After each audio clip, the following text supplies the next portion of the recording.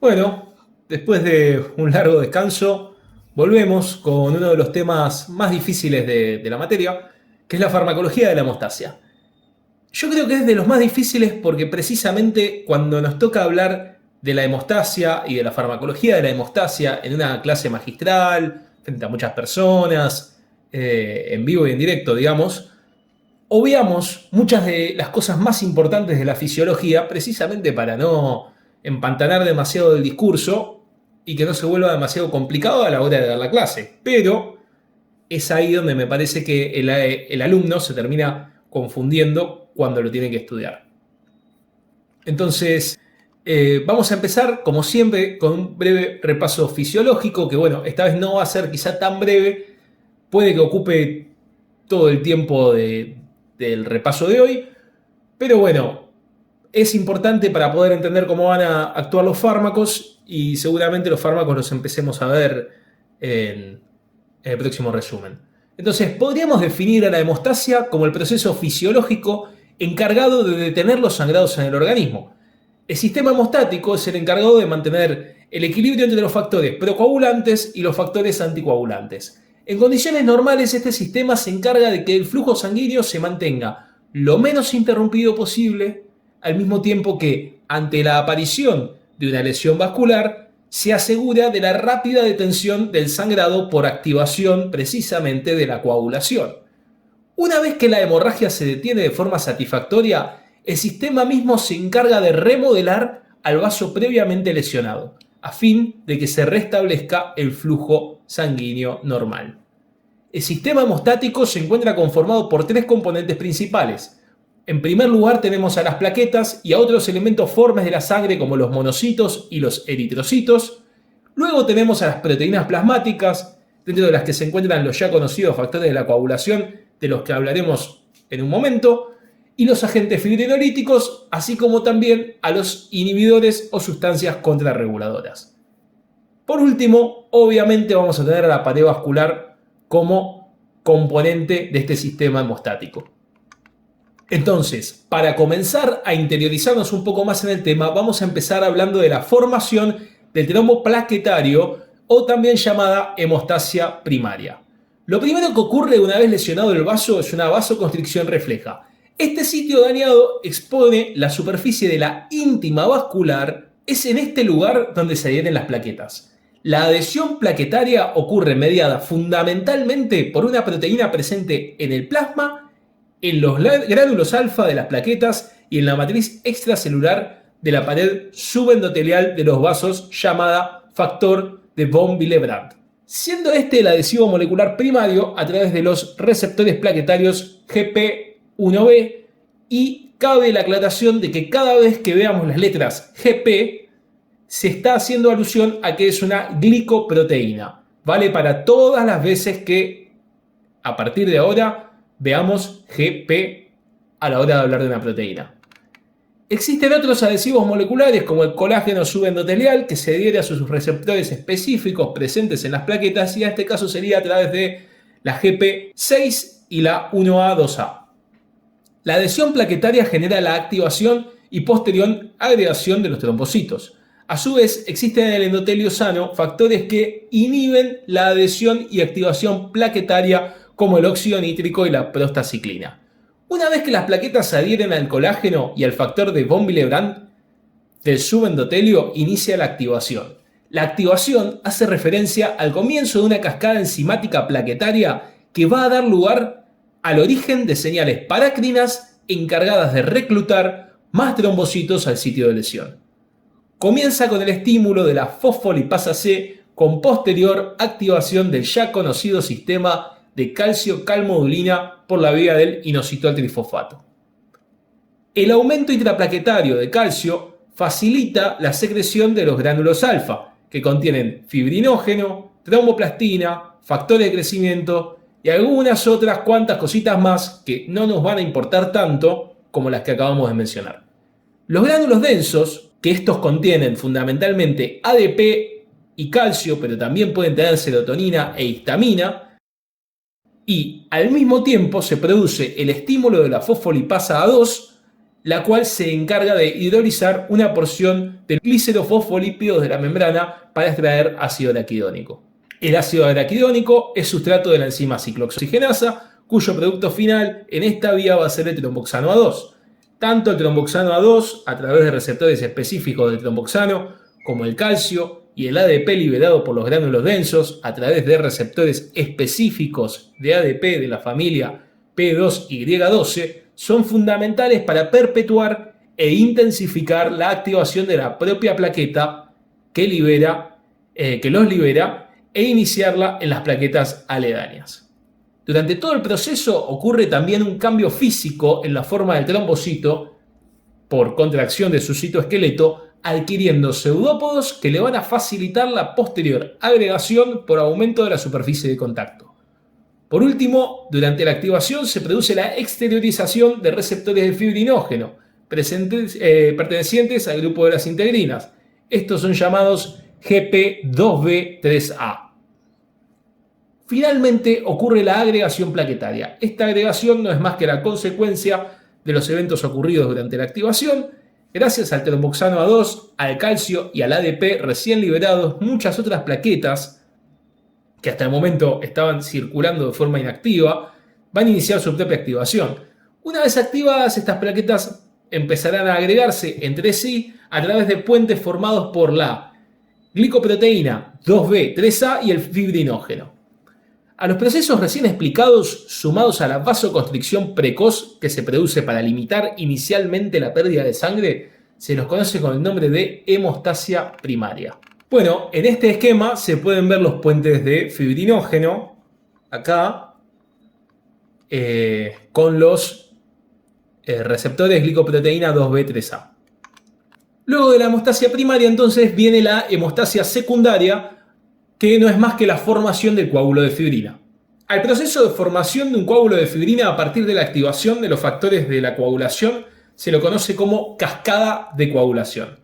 Estos factores son, en su mayoría, proteínas que, al activarse, adquieren actividad catalítica y que se sintetizan generalmente en el hígado, siendo estos los factores 2, 5, 7, 9, 10 y 11.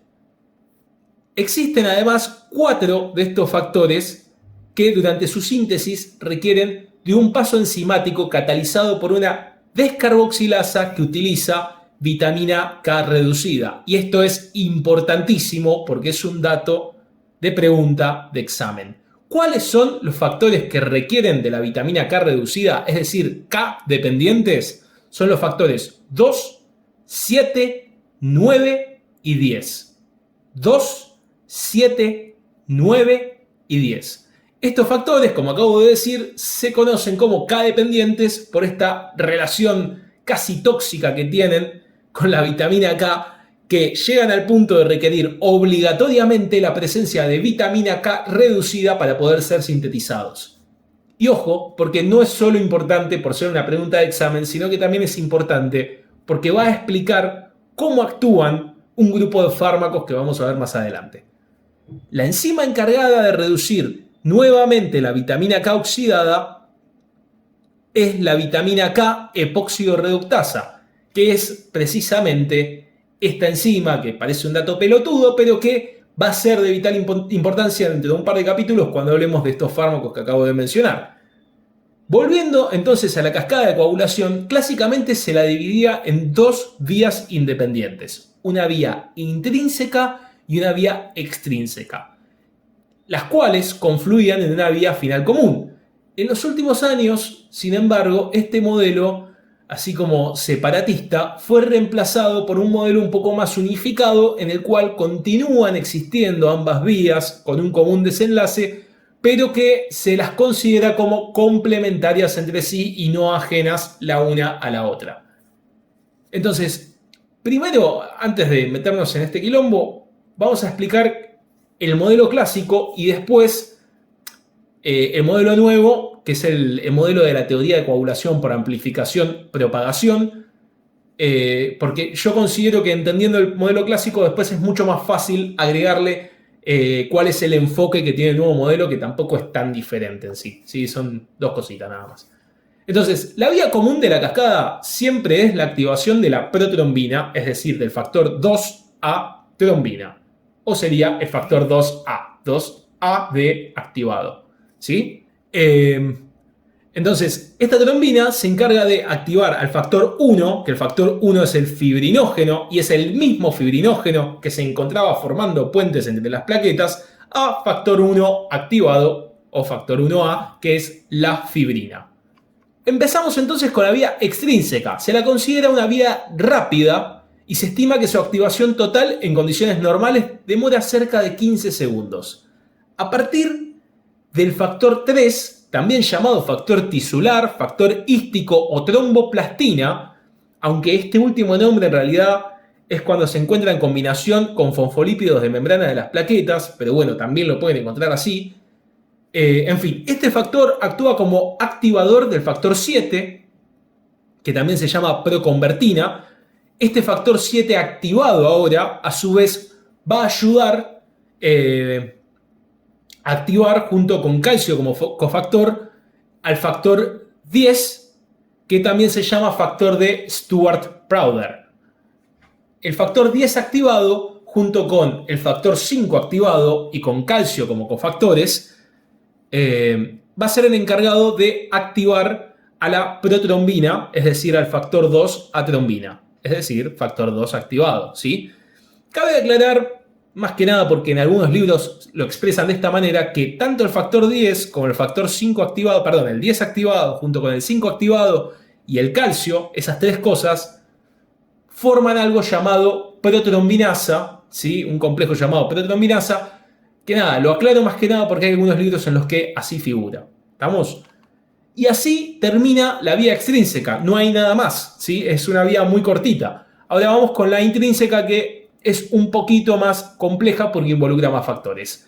En la vía intrínseca, que se cree que es un poco más lenta que la extrínseca, se calcula que tarda entre 1 minuto y 6 más o menos en activarse completamente, y que, bueno, el nombre de la vía de intrínseca también hace referencia a cómo se creía que se activaba naturalmente, incluso se llama vía de contacto, ¿sí? Debido a que precisamente se creía que la sangre era capaz de coagular a través de esta vía por mecanismos intrínsecos sin que medie ningún factor externo a ella. Esta vía entonces comienza con la aparición de un elemento extraño, generalmente es el colágeno, es decir, algo se dañó, aparece colágeno, como por ejemplo el colágeno subendotelial que aparece expuesto cuando hay algún tipo de daño, y este colágeno forma un complejo primario junto con el factor 12, que también se llama factor de... ¿cómo se llamaba la puta madre? Factor de Hagemann, perdón, sí, Hagemann, y la precalicreína. Entonces tenemos el factor 12 con la precalicreína y el colágeno subendotelial formando el complejo primario. De estos componentes del complejo, el factor 12 es el único que funciona como un verdadero iniciador, ya que, como es una proenzima, pese a ser una proenzima, posee una actividad catalítica muy débil y que es, pese a ser tan débil, capaz de activar a la precalicreína a calicreína. Esta calicreína cataliza la conversión del propio factor 12 a factor 12 activado, es decir, es una especie como de relación simbiótica que tiene el factor 12 con la precalicreína. El factor 12 activado es capaz de activar al factor 11. El factor 11 activado, utilizando calcio como cofactor, va a activar al factor 9 o factor de Christmas. Finalmente, el factor 9 activado junto a calcio nuevamente y con el factor 8 como cofactor es el activador del factor 10 a través de esta vía. Por último, el factor 10 activado continuará de la misma manera que pasó en la vía anterior con la activación del factor 2 o protrombina a trombina. Siempre, siempre, siempre usando calcio y factor 5 activado como cofactores. A su vez, en lo que respecta a la vía común, la trombina, es decir, el factor 2 activado, es capaz de activar por sí sola algunos factores como el 5, el 8 y el 11. Entonces, entendiendo esto, podemos explicar como sería la teoría celular de la coagulación o la teoría de coagulación por amplificación y propagación, que esto va a ser súper resumido, ¿sí? Y más que nada esquemático como para que se pueda entender. Este enfoque se intenta integrar todas las fases de las vías de la cascada clásica pensando en un modelo un poco más armónico y natural del propio proceso de coagulación. Principalmente se explica a partir de la vía extrínseca como inicio de la coagulación, aunque la cantidad de trombina generada por esta vía sería demasiado pobre como para poder generar una respuesta coagulante suficiente. Sin embargo, esta trombina sería capaz de estimular la activación de factores 5, 8 y 11, que fue lo que acabo de mencionar cuando terminamos con la vía anterior, lo cual sería fundamental para poder integrar todo el proceso. Además de todo esto, se teoriza la posibilidad de que el factor tisular, es decir, el factor 3, sea capaz también de activar al factor 9, generando otro punto de contacto entre las dos vías. La trombina no solo actuaría activando los factores 5, 8 y 11, sino que lo haría sobre la propia superficie de la plaqueta, también activando el trombocito. Según esta teoría, entonces, la vía intrínseca se vería fuertemente estimulada por la activación del factor 9 en lugar de comenzar desde el factor 12, como lo indica el modelo clásico. Y no hay mucho más como para poder delirar con toda esta teoría de amplificación y propagación, porque obviamente es mucho más profunda, pero para poder entenderla conceptualmente solo basta con entender que intenta relacionar ambas vías en un modelo un poco más armónico y un poco más, si se quiere, natural del proceso. Bueno, por último todavía no, pero continuamos con los mecanismos de contrarregulación del sistema, que, como es de esperarse, obviamente el sistema hemostático debe obligatoriamente poseer un mecanismo de contrarregulación de los procesos coagulantes a fin de, por un lado, limitar la sobreexpresión de la coagulación indeseada o sobredimensionada, para que no haya una ACV básicamente, o algo por el estilo, o dos, remodelar el vaso dañado posteriormente a la formación del coágulo. Porque yo coagulé, pero luego ese vaso, una vez que se reparó, tiene que poder volver a ser funcionante. No puede quedar para siempre con el trombo ahí pegado. ¿Se entiende? Entonces, ¿cuáles son los sistemas y sustancias anticoagulantes naturales? Bueno, ya desde la hemostasia primaria se puede observar la presencia de muchas sustancias que actúan frenando o contrarrestando los efectos de la coagulación. En primera instancia, encontramos sustancias como el óxido nítrico y la prostaciclina que actúan como agentes antitrombóticos naturales, inhibiendo la hemostasia primaria. Posteriormente, dirigidos hacia los mecanismos de la hemostasia secundaria, podemos encontrar la presencia de antitrombina, fundamental para inhibir a la vía intrínseca y a la trombina, de los proteoglicanos, del inhibidor del factor tisular, el cual va a inhibir, como bien lo indica su nombre, al factor hístico, pero también al factor 7, ejecutando acciones esencialmente sobre la vía extrínseca. También vamos a encontrar a la trombomodulina, que puede contrarrestar los efectos de la trombina, uniéndose de forma directa con la trombina o potenciar la actividad de la proteína C.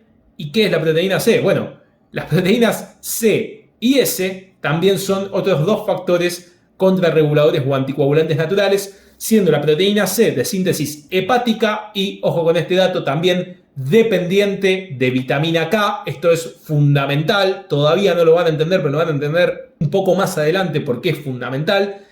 Y la proteína S, que bueno, es de síntesis y expresión endotelial, así que va a ser un poco menos importante que la proteína C a la hora de hablar de vitamina K.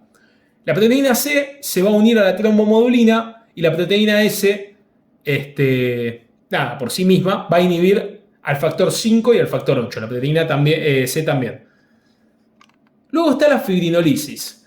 Entonces, de manera complementaria a los mecanismos anticoagulantes y antiplaquetarios, existen sustancias capaces de atacar de forma directa al coágulo de fibrina ya consolidado.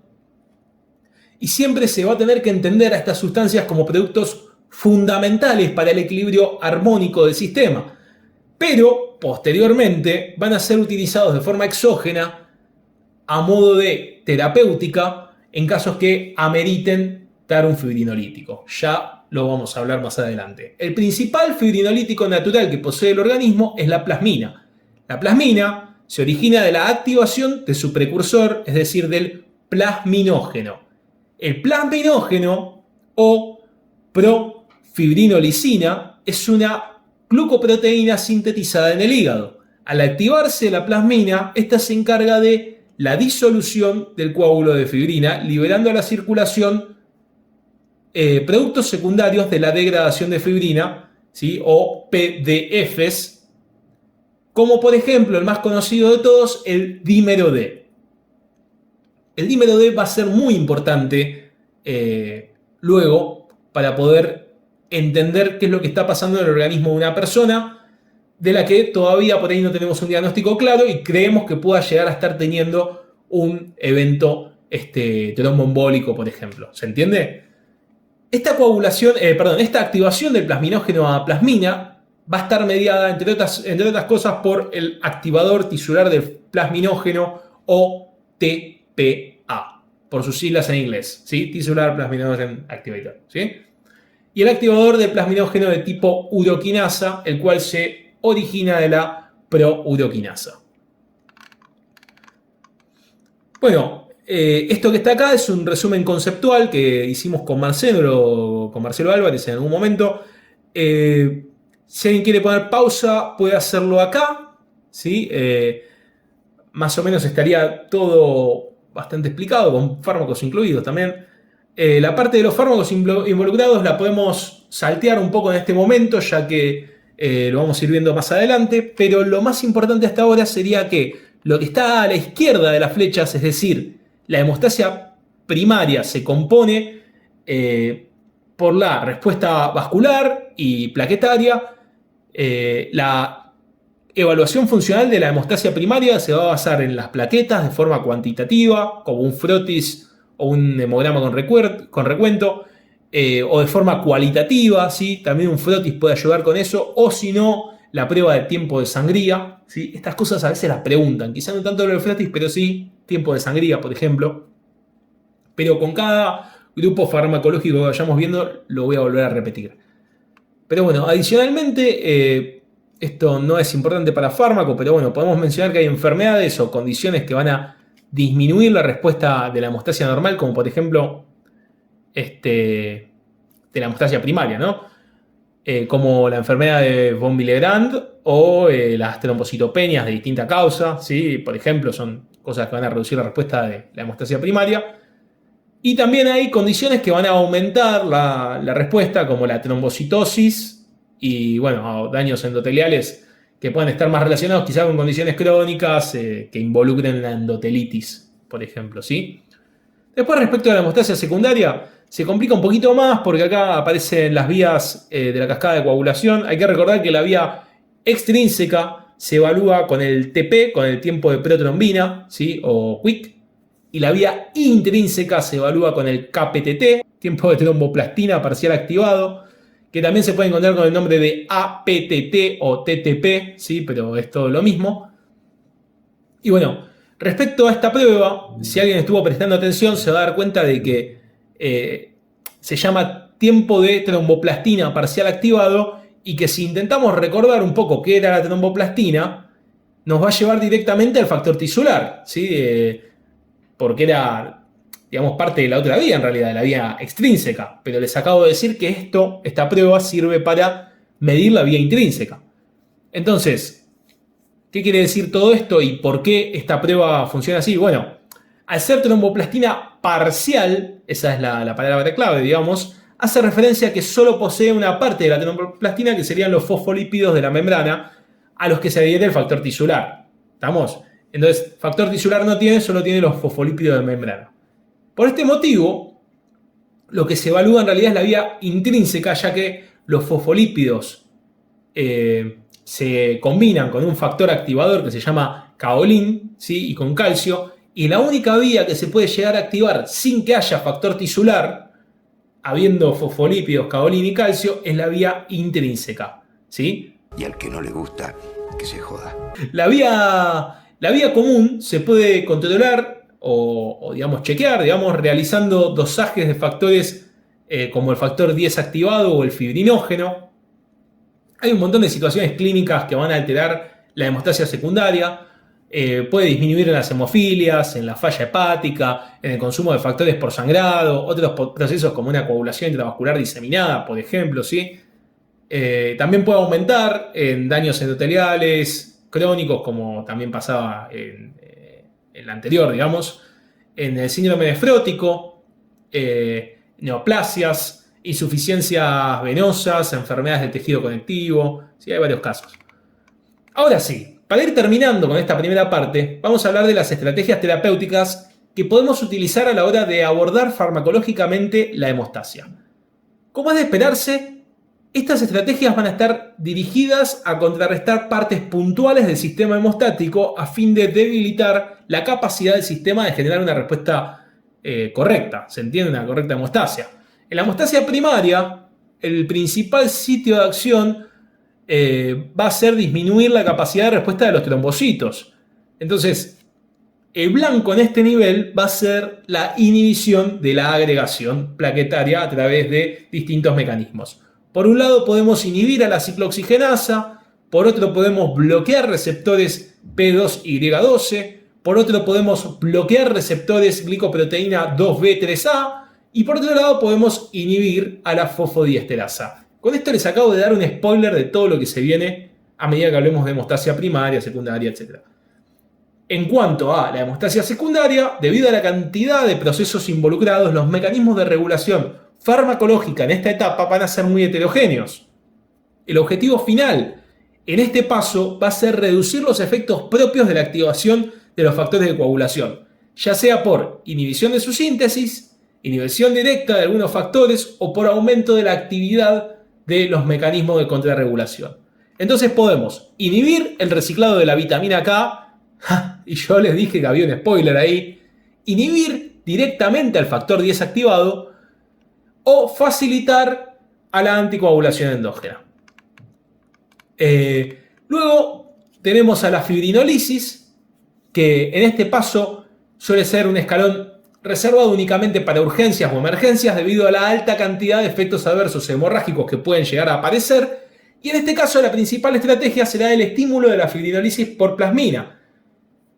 Y para ello vamos a ir directo a la activación del plasminógeno. Por último, algo que generalmente no se habla y que no suele aparecer tampoco en los exámenes es cómo detenemos un sangrado. Esta situación va a ser necesario, digamos, que evaluemos en primera instancia si nos encontramos frente a un riesgo de sangrado inminente o si estamos frente a un auténtico sangrado activo.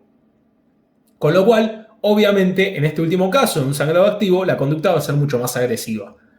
La principal estrategia para devolver al organismo, será devolver al organismo aquellas sustancias como la vitamina K, factores de coagulación, plaquetas, etc., que pudieran encontrarse ausentes o reducidas en su capacidad funcionante. En segunda instancia, existen algunas alternativas que son capaces de contribuir a detener los sangrados de forma no fisiológica a través de la inhibición de la fibrinolisis.